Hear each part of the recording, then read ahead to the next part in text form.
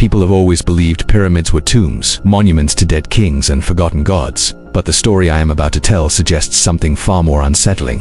What happened did not take place in ancient times, but in the modern world, under satellites, sensors, and scientific instruments that were supposed to explain everything. Instead, they recorded something no one was prepared to understand. This is the story of the pyramid that emits energy, a structure that should not exist, and a phenomenon that refuses to be buried. The first reports came quietly, almost unnoticed. From a remote desert region far from tourist routes and military bases, nomads spoke of compasses spinning without reason, of batteries draining in minutes, of animals refusing to cross a certain stretch of sand. At night, they said the air shimmered above the dunes, and people who slept nearby dreamed the same dream of standing inside a vast stone chamber filled with a low, vibrating hum. For generations, these stories were dismissed as folklore, until a private geological survey detected abnormal electromagnetic readings in the area, readings strong enough to interfere with aircraft navigation systems. When the satellite images arrived, analysts were confused. Buried beneath the layers of sand was a near-perfect pyramid, its angles sharper than erosion should allow, its alignment mathematically precise. It did not match any known dynasty, culture, or architectural period. There were no records of its construction, no inscriptions visible from above, no surrounding ruins that usually accompany ancient monuments. It was as if the pyramid had been placed there deliberately and then hidden, waiting. An international research team was assembled under the cover of an energy mapping project. I was part of that team, not as an archaeologist, but as a physicist specializing in anomalous energy fields. I believed energy followed rules, even when we didn't yet understand them. That belief would be tested in ways that still keep me awake at night. We reached the site just before dawn. The pyramid rose from the sand like a dark shadow against the pale sky, far larger than the images suggested. Standing near it, I felt an odd pressure in my chest, not painful, but persistent, like standing too close to a powerful machine. Our instruments reacted immediately.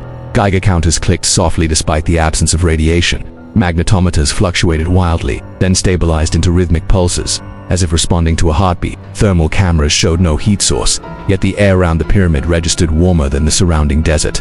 The strangest reading came from a simple voltmeter connected to metal probes inserted into the ground, without any external power source. It showed a steady electrical potential, low but unmistakable. The pyramid was emitting energy. As excavation began, the effects intensified. Team members reported headaches, vivid dreams, and a strange sense of heightened awareness. One engineer claimed he could hear a faint sound whenever he touched the stone blocks, a deep hum that resonated through his bones. At first, we attributed it to stress and suggestion, but the audio sensors picked it up too, recording a low-frequency vibration emanating from within the structure.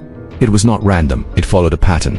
When the entrance was uncovered, it did not resemble the narrow passages of known pyramids. The corridor sloped downward smoothly, its walls polished to a mirror-like finish. There were no carvings, no hieroglyphs, no signs of human labor. The stone felt warm to the touch, and the deeper we went, the stronger the vibration became. My heart rate increased, not from fear, but from something closer to anticipation, as if my body sensed a powerful stimulus before my mind could process it. At the center of the pyramid was a chamber unlike anything ever discovered. It was vast, far larger than the pyramid's external dimensions should allow. The walls were composed of interlocking geometric panels that seemed to absorb light. In the center stood a crystalline structure suspended above the floor, rotating slowly without any visible support. Energy readings spiked the moment we entered. The air crackled faintly, and our electronic devices malfunctioned, screens flickering with unreadable symbols. The crystal emitted a pulse every few seconds, each wave passing through us like a physical force. With each pulse came a surge of sensation, memories surfacing unbidden, emotions intensifying, thoughts sharpening to painful clarity. I felt as though my mind had been turned into a receiver, tuned to a frequency I had never encountered before. Others experienced the same. One researcher began laughing uncontrollably, another collapsed in tears, overwhelmed by visions of past mistakes and lost loved ones. We soon realized the energy was not just electromagnetic. It interacted directly with human consciousness. EEG equipment showed synchronized brainwave patterns among team members, as if the pyramid was forcing our minds into alignment. The longer we stayed, the more difficult it became to distinguish our own thoughts from the impulses triggered by the energy field. Sleep became impossible. When we closed our eyes, we saw the same images. Stars aligning, massive structures rising from sand, a civilization harnessing forces beyond our understanding. Attempts to shut down or isolate the energy source failed. The crystal resisted physical contact, emitting stronger pulses whenever tools approached it. Drilling into the walls caused immediate backlash, knocking workers unconscious with invisible force.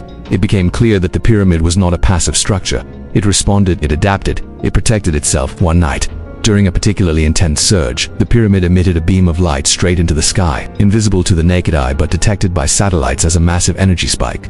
Power grids hundreds of miles away experienced fluctuations, radio transmissions filled with static and strange harmonic tones. For several minutes, global monitoring systems recorded anomalies that defied classification. Then everything returned to normal, as if nothing had happened. After that event, the project was shut down. Officially, the site was declared geologically unstable and sealed. Unofficially, data was classified, equipment confiscated, and team members ordered to remain silent. Some complied, others couldn't. One scientist vanished months later, leaving behind notes describing the pyramid as a machine designed to amplify human thought into usable energy. Another died in a car accident after claiming the pyramid was calling to him, drawing him back through dreams that felt more real than waking life. I tried to move on.